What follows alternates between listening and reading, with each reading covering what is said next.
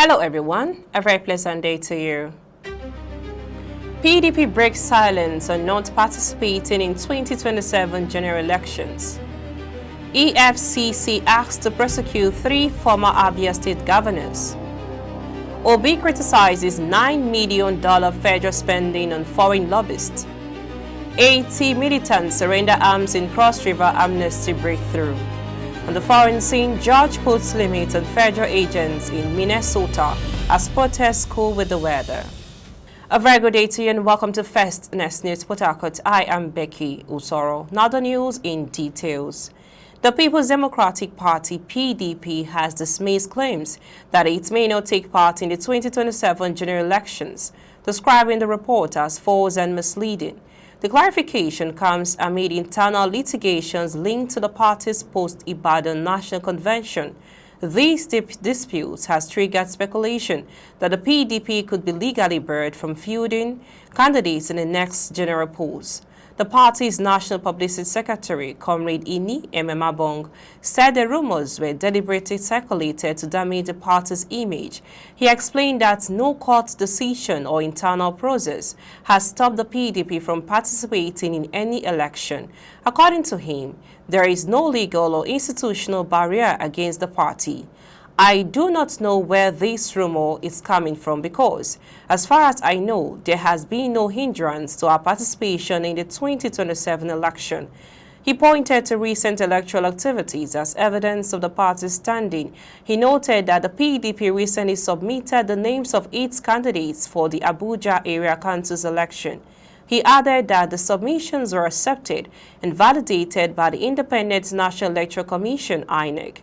We have submitted the names of our candidates for the Abuja local council election, and INEC has rectified them, he stated. He said these developments clearly shows that the PDP is recognized by the electoral body and remains in good legal standing.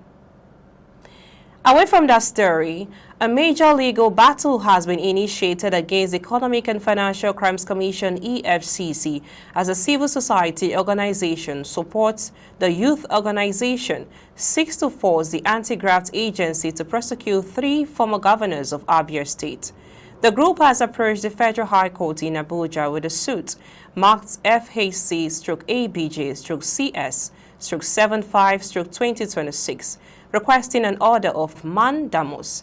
This judicial order would compel the EFCC to fulfill its statutory duty by filing criminal charges against Senator Ojuzo Kalu, Senator Theodora Oji, and Mr. Okezi Ikpeazu.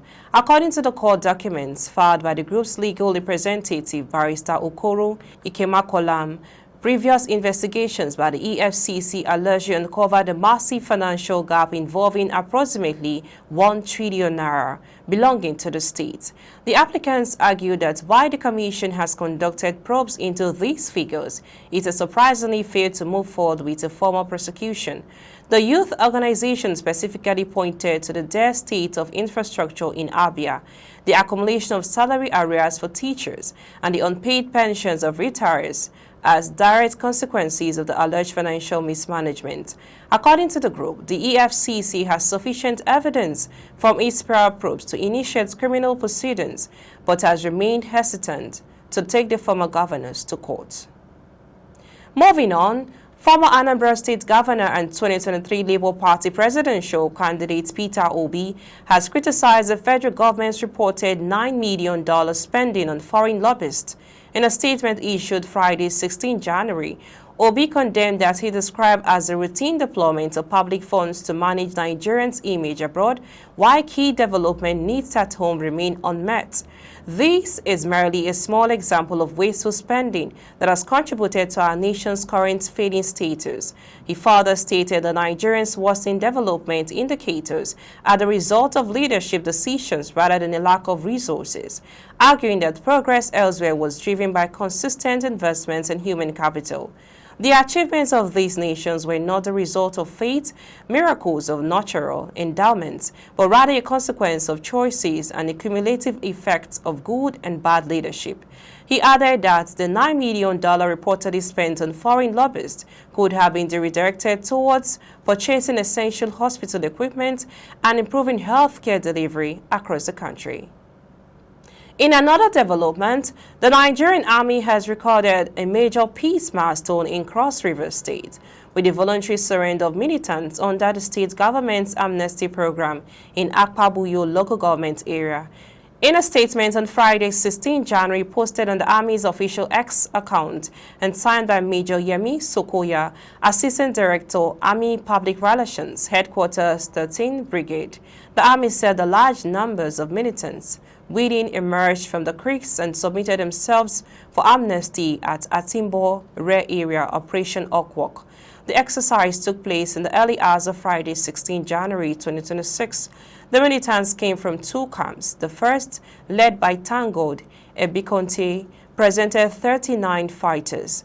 The second, headed by John Isaac, also known as Apokolo, and popularly called Apokolo Marine Forces or Border Boys, presented 41 fighters.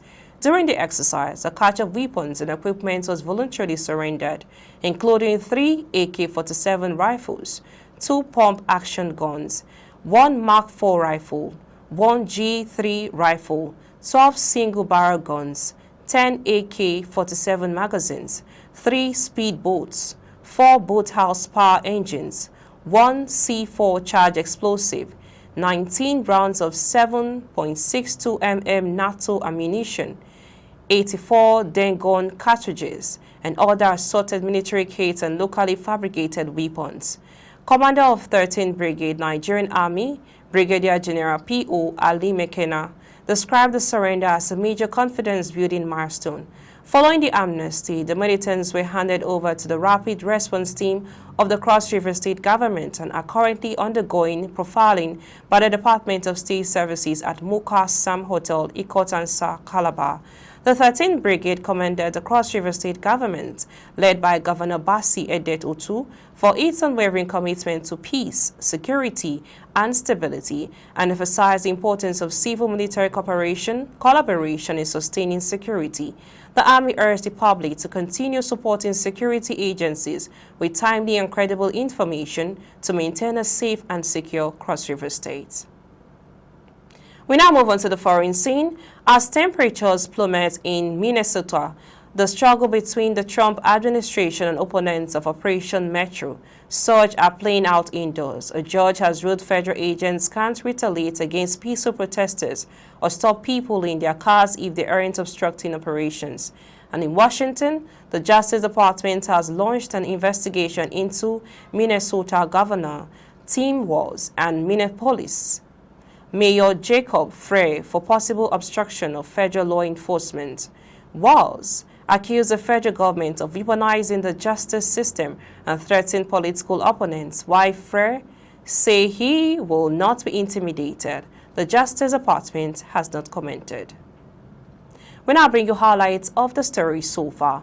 We brought you the PDP breaks silence on not participating in 2027 general election, and also brought you that EFCC acts to prosecute 3 former Abia state governors, and also OB criticizes $9 million federal spending on foreign lobbyists, and also brought to you from Cross River State, 80 militants surrender arm in Cross River amnesty breakthrough.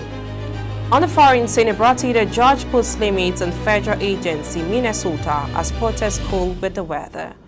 That's all on the news this hour. I am Becky Usoro from I and the entire team in Port Harcourt, Nigeria. Many thanks for watching. Bye for now.